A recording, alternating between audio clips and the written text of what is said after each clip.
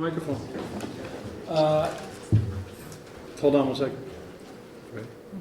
Thank you, Mr. Gutierrez. Thank you, Judge. Sir, could you please state your full name and spell your last name for the record? Yes, Michael Demchak, D as in Dan, E-M-C-H-A-K. Are you employed, sir? Yes, I am. And with whom? The City of Cleveland. And in what capacity? I work for the Division of Police as a 3rd District Vice Officer. How long have you been a police officer? In November, it'll be 33 years. Were you working on the night of November 29, 2012? Yes, I was. Okay. And sir, and what district were you in? 3rd District. Okay. And who were you with? What was your shift? I was working, I believe it was 6 at night to 2 in the morning. And who were you with? My partner was Detective Aaron O'Donnell. Okay.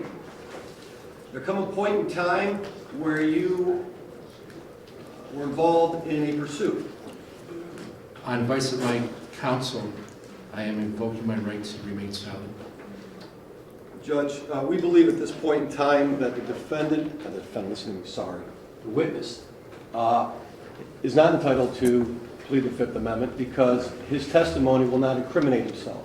And it's the state's position, Your Honor, that at this point in time, this is exactly what the state has been talking about, the blue wall, that this individual will not come testify. He's a police officer.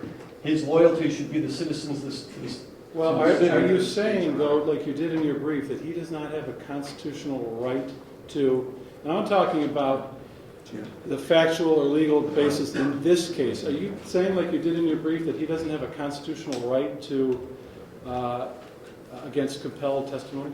No, Your Honor, absolutely not. You said that in your brief, I'll tell you that. Well, Jim.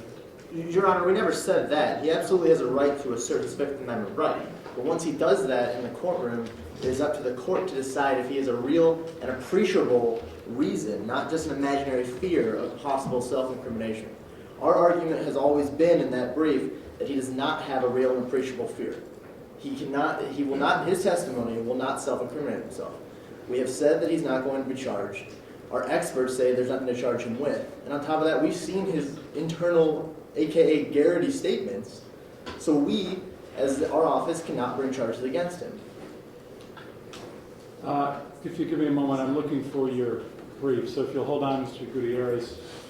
Your Honor, if I may, I would just like to object to Mr. Gutierrez's remarks and move that they be stricken relative to Blue Wall and this production that he engaged in and setting up this argument in the midst of this trial. Noted. Your Honor, he took the fifth of the grand jury, and you're well aware of that. And that would mean we would know he was going to do it again here and not cooperate. And that's why we filed many motions, actually, and notices to this court on how this process should be carried out during the trial. I can't remember if there's been reference in testimony so far to the evidence that doesn't come from this witness about where he was. Was he in the Charger, the gray, at least gray on the model here, unmarked Charger? No, Judge. He was up here with his partner. He's parked up here. In what car? No. He did. He was parked up here, Your Honor, on this hill. In what car? I believe it was I'm not sure. I think it was an unmarked car. Okay. I can't remember then, to be candid with you, whether I recall this from evidence that has been given here at trial or from what I've read pre-trial.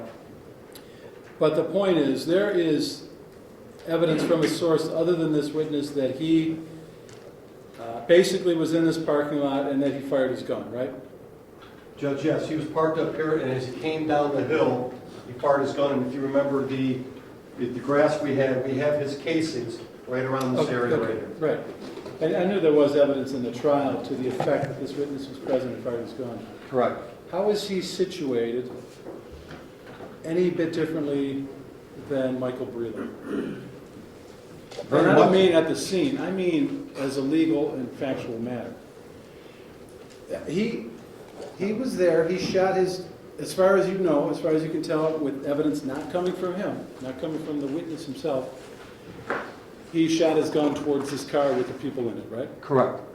How is he then, other than perhaps the weight of the evidence, situated any differently than Michael Brelo? Let's go through your arguments one at a time, because you have 4 of them. The first is basically that you say, I told him he won't be charged. I don't want to get into whether I or anyone in this courtroom trusts all of you, meaning the prosecution. But is that really enough for a witness to say, for a court to say this witness can be compelled to testify?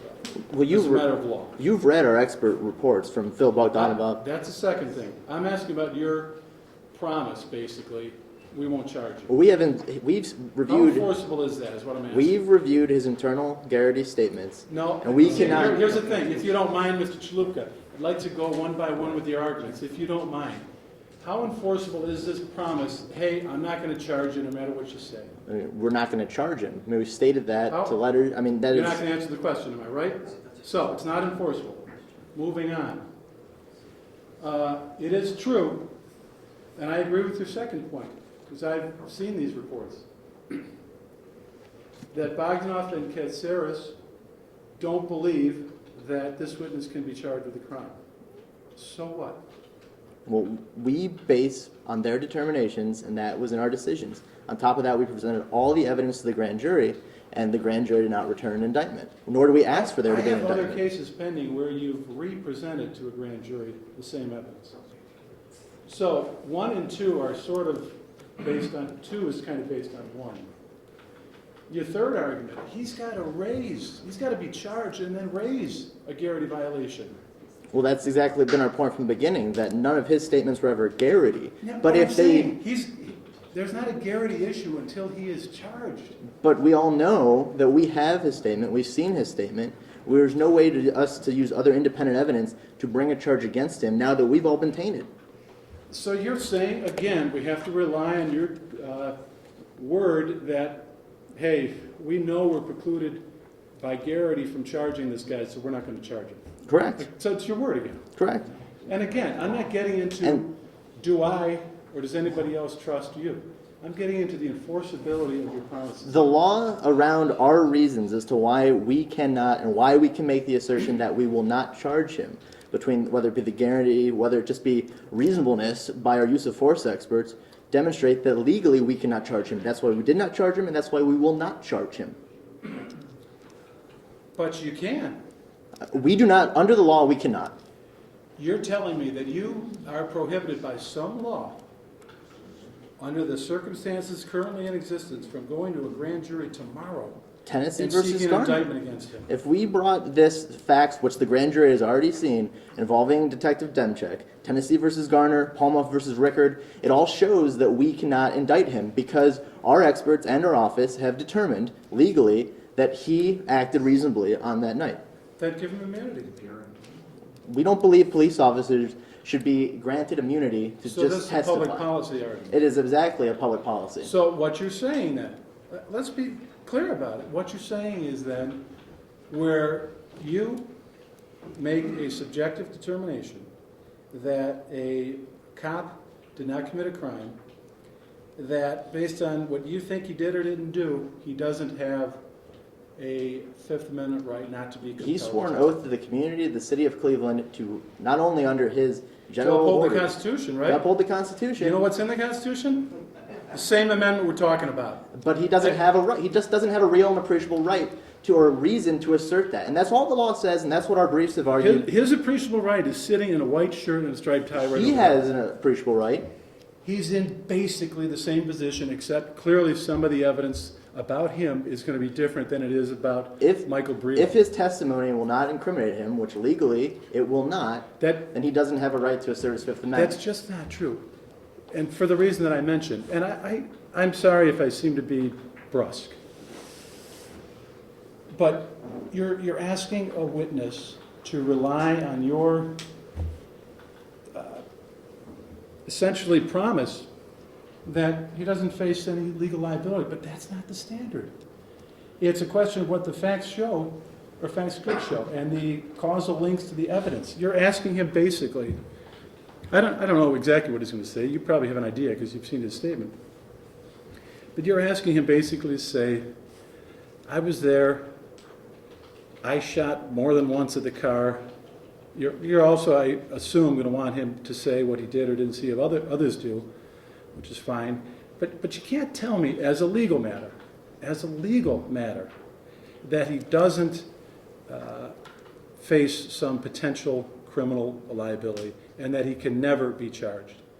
You're telling me you won't charge him, but that's not the same. As prosecutors working with law enforcement officers for a very, very long time, longer than I've been alive, we do not want to get into a position where in order for an officer to come into court as they do on any other case to ask for immunity just to testify to what they did see, what they didn't see, what they did. They should trust us, as well as this court and everything involved through the legal analysis of reasonableness officer, to actually be willing to get up on that stand and tell the truth. Tell the truth and understand there will be no ramifications when he tells the truth. So we do not want to shame him into waiving his Fifth Amendment right. We believe we have a valid policy argument and a legal argument to tell you that he does not have any real or appreciable danger for you to grant or allow him to, or for you to say he can assert his right. Mr. Marine, did you want to weigh in at all? Your Honor, as a county prosecutor, I make a statement. I haven't said a word in this trial. I'd like to now. Your ruling will result in all police officers and then all witnesses. If you're thinking, as you're espousing now, then all witnesses will demand immunity before they come in. It won't end with this. It will end with every police officer. May I interrupt? Do you mean every witness in every case? We are not going to prosecute this gentleman. This is a fine policeman. I've known him for a long time. We need his testimony in this trial. We're asking for his testimony. We're asking for the truth. That is his duty as a police officer. And if police officers demand immunity, then why not everyone else before they testify? Because if you use your wildest imagination, which you are using now, then theoretically some federal prosecutor or somewhere, not realistically, some other prosecutor out of the blue could prosecute you somewhere. This office of Cuyahoga County is not going to prosecute this man. All we ask for is him to tell the truth. Now, and I don't believe for 1 minute, and I know Officer Demchak, that he would ever tell anything but the truth. But if some witnesses in this position didn't tell the truth, of course we can't grant immunity toward perjury on the witness stand. Not that I think for 1 second he would do it. The need for immunity should be rarely used. There's great writings on it. No court in America has ruled that all witnesses should be given immunity in order to testify. That the Fifth grants that privilege and spreads it out. Immunity should be used in the most rare of circumstances. I am reluctant to start doing it here and now for fear of the future result. Thank you. How is it that, how can you say if he is, and I assume, because basically they're in the same position too, Diaz and O'Donnell, if their requests to assert the Fifth are granted, how can you say that will result in all witnesses in every case being able to assert the Fifth? Well, you watch it, Judge. You watch every single police officer from this point in who want the Fifth. We've already had 2 others who've asserted the Fifth and filed motions to that. There has been, we've already, I've never seen this in 40 years around here. The police have come and take the Fifth at the grand jury on an investigation of a fellow police officer who jumped up on the hood, and every one of them knows it's wrong. What happened? Jump up on the hood and clip 2 people in a car unarmed. They knew from that moment it happened they were in trouble. That man was in trouble, not they. Well, there's a series of calamities that brought him there. But they knew that man who jumped up on the hood and clipped those 2 people unarmed and killed them were in trouble. They knew it from the dispatcher to the police at the scene, and they didn't tell people. They didn't tell the East Cleveland detective that we put up there where the crime took place in that city. They didn't tell the investigators. This has been our whole argument. They didn't tell the investigators until it was forced on them. Yeah, we object. Right, well, right. Well, thank you. I appreciate it. Mr. Marine, you probably have a right to weigh in before a decision is made with any reference to legal authority or factual authority. Judge, I have nothing else to say. Other than your brief? All right. So I thank you, Mr. McGinty. I thank you, Mr. Chalupka. I thank you, Mr. Marine and Mr. D'Angelo. The particular motion at hand is what? That he be asked to answer the most recent question, which was to the effect of, I think, were you... Was he in the pursuit, Your Honor? Was he... Was he in the pursuit that night was the question. I thought you already... And your request of the court now, Mr. Gutierrez, is to order him to answer the question? Correct, Your Honor. But I decline. Given that,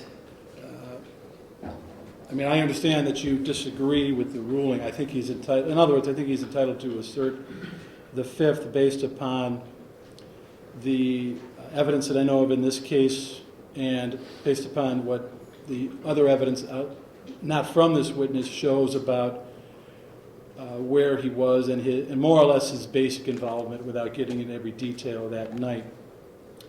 Recognizing that, and without, of course, waiving your argument that my ruling is incorrect, do we need further questioning and further assertions of the fifth to make a proper record as far as you are concerned, or do you believe that the appropriate record has been made? No, Your Honor. Mr. Marine, do you have an opinion on the subject? No, I think my client's made it very clear that anything that touches upon the subject matter of this case, he's going to invoke his right to remain silent, and I would appreciate if you would accept that representation as being the representation that will just continue in nature with any question that is asked of him by the Cuyahoga County prosecutor. Thank you. But you're welcome to depart at this point. Okay, thank you. Thank you. What about...